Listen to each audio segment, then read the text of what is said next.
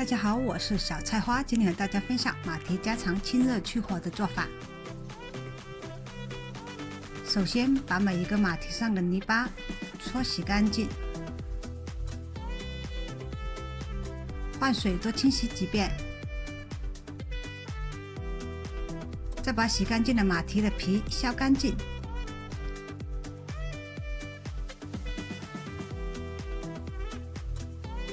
然后把削好皮的马蹄切成2半，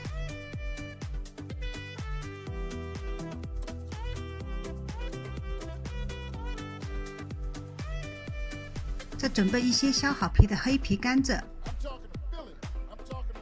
把甘蔗全部切成小小块，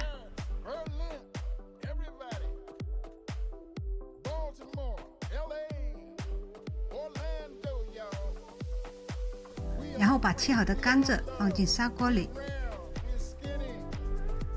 接着倒入比甘蔗多3-4倍的纯净水，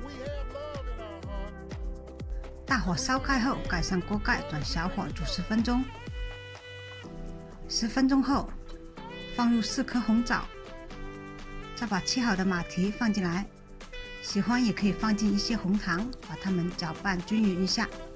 等再次烧开后，盖上锅盖，转小火慢煮30分钟。30分钟后，水明显变少。